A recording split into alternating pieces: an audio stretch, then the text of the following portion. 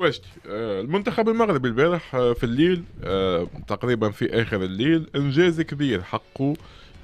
بعد ما كنا منبهرين بوصول نصف نهائي مونديال قطر، اليوم إنجاز جديد، نهائي كأس العالم لصنف أقل من 20 عام. انا اسمعني.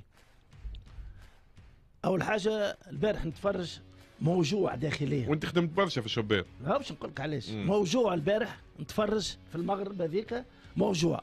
فرحان لفريق عربي وشقيق يوصل للمستوى هذاك، لكن دخلاني منعزج. علاش؟ المنتخب المغربي البارح في الليل، تقريبا في آخر الليل إنجاز كبير حقه. بعد ما كنا منبهرين بوصول نصف نهائي مونديال قطر، اليوم انجاز جديد، نهائي كاس العالم لصنف اقل من 20 عام.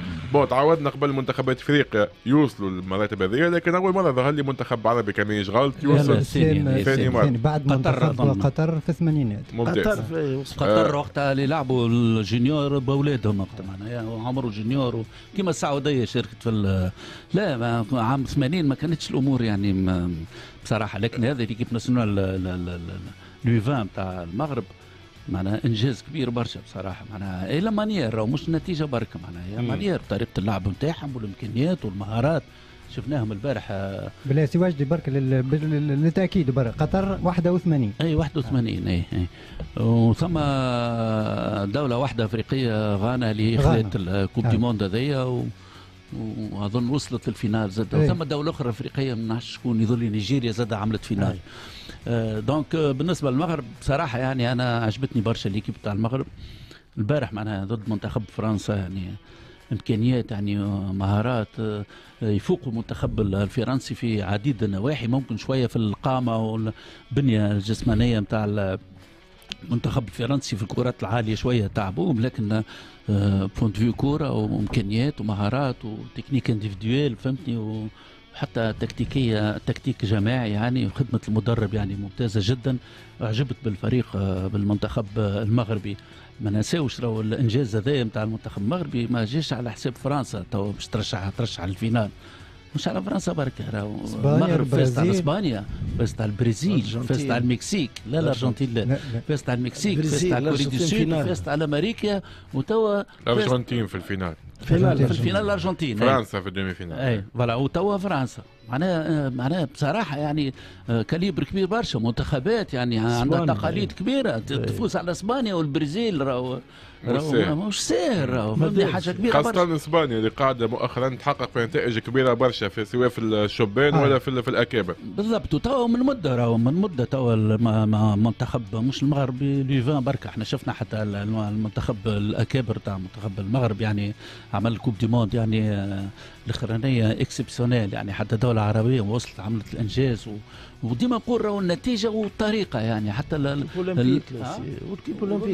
وكلهم معناها قاعدين يخدموا، ناس قاعدين يخدموا، ثم يخدموا برشا ونيفو دي زاكاديمي في المغرب، خدمه كبيره معناها لي زاكاديمي متطورين في المغرب تطور كبير برشا. ثم اللاعبين اللي يلعبوا لبرا يعني في ضد فرنسا اغلبهم يعرفوا بعضهم اللي يلعبوا، راهو خاطر هم عندهم ثم نسبه كبيره من اللاعبين يلعبوا يعني في فرنسا، اسبانيا وفرنسا. اي دونك الانفراستركتور تاع المغرب كي تشوفها معناها حاجه كبيره برشا. راهو شبيك راهو سلام رانا قاعدين نوخروا نعملوا في روتار كبير برشا في بوينت فيو الانفراستركتور. راك تشوف الانفراستركتور تاع ليبيا، تاع المغرب، تاع الجزائر، تاع العراق، منتخب العراق مش منتخب معناها الانفراستركتور موجوده في العراق، ما نحكيش على دول الخليج الاخرى فهمتني. راهو اوني روتار معناها روتار كبير برشا.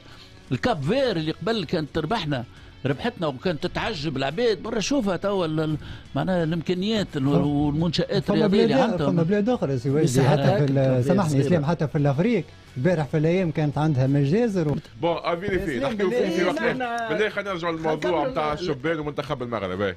شوف نبطلوا من الموضوع، خلينا نرجعوا مش وقته مش وقته، خلينا نستقاوش حالينا. عندك الحق. انا اسمعني. اول حاجه البارح نتفرج موجوع داخليا. وانت خدمت برشا في الشباب. لا باش نقول لك علاش. موجوع البارح نتفرج في المغرب هذيك موجوع.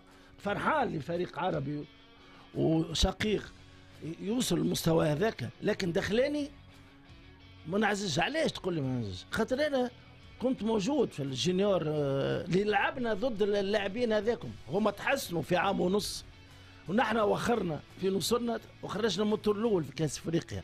وقتها في الليناف هذيك المغرب هذيك تونس عطاتها 3 وعطات 4 لمصر و4 للجزائر و4 لموريتانيا.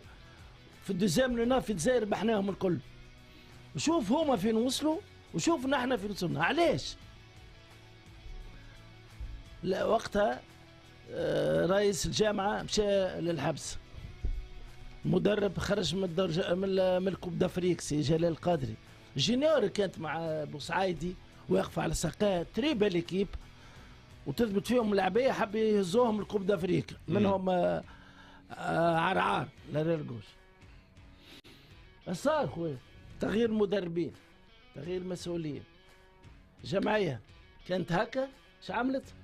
عملت هكايا. علاش؟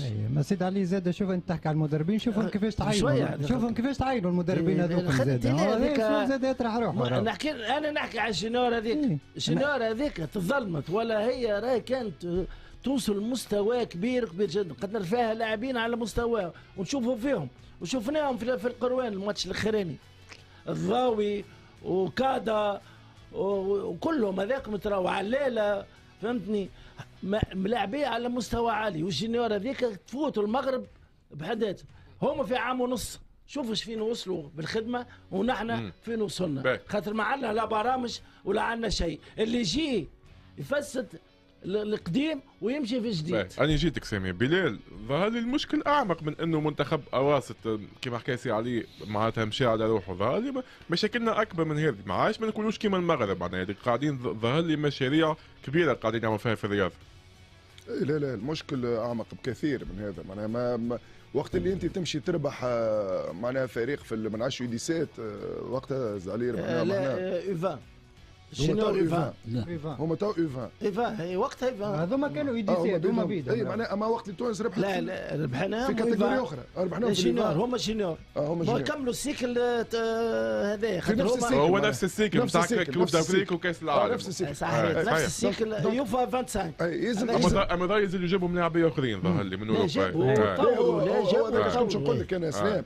شوف انا قريت في بلجيكا في المرحله الجامعيه نتاعي، راهو الجاليه المغربيه اللي موجوده في بلجيكا راهي كبيره بطريقه غير عاديه، وهما قاعدين يتمتعوا ومثل البروفيت يغتنموا في الفرصه وانهم يستعملوا هاك الكلوب هذوك نتاع بلجيكا والزاكاديمي والفورماسيون وكل شيء.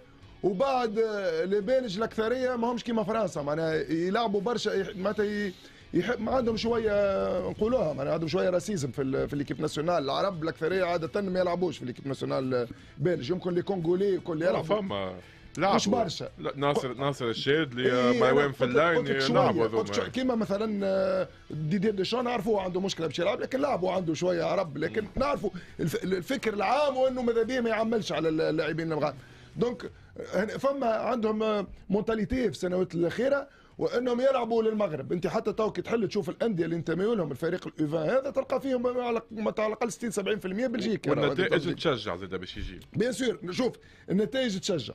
لي زانفراستركتور اللي عند المغرب تو انت كي تجيب لاعب من اوروبا حتى اوفان يلقى مدربين على مستوى عالي، اطر فنيه على مستوى عالي، اطر طبيه على مستوى عالي. انت سيد علي يعرف التجهيزات اللي عندهم في المغرب اللي يعملوا فيهم تاع ليزيكيب ناسيونال، اللي يعملوا فيهم الاستاج واللي يعملوا فيهم كذا. وزيد على هذا العلاقات اللي عند رئيس الاتحاد المغربي في الكاف بيان سور فوزي لقجع، البوفوار اللي عنده، الامكانيات الماديه المتاحه ليه. هو ذولي مازال وزير الشباب والرياضه؟ لا هو في الماليه. هو اي في الماليه ولا نتاع الجزائر هو اللي هو وزير الماليه. اي هو وزير الماليه معناها قريب ياسر من الملك نتاع المغرب. معناها عنده هذا انسان عنده علاقه بكره القدم. قالوا له ها وعندك الامكانيات كلها واش تحب. في الجهه المقابله اش عندنا احنا كما يحكي لك سامي المدربين والكفاءات اللي قاعدين يباشروا في المنتخبات الشباب احنا قاعدين نتعلموا فيهم.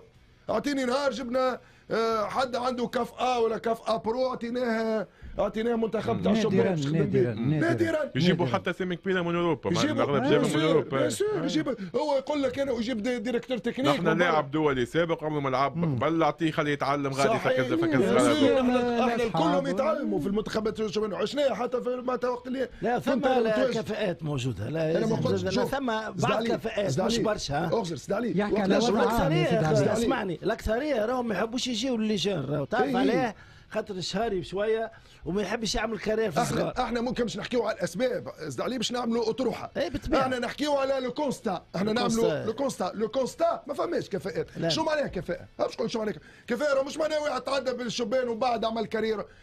حد تعد جيل الشبان هو عامل كارير، جيل الشبان هو عنده اسم، جيل الشبان هو عنده الكفاءات زي ما تكون في الكفاءات زي ما تكون مش في الكيب ناسيونال في الليليت زي ما تكون في الماس لازم تكون عند جمعيات حتى تقول كفاءات شنو النتائج اللي حققناهم بخلاف بعض الاستثناءات ماهر الكنزاري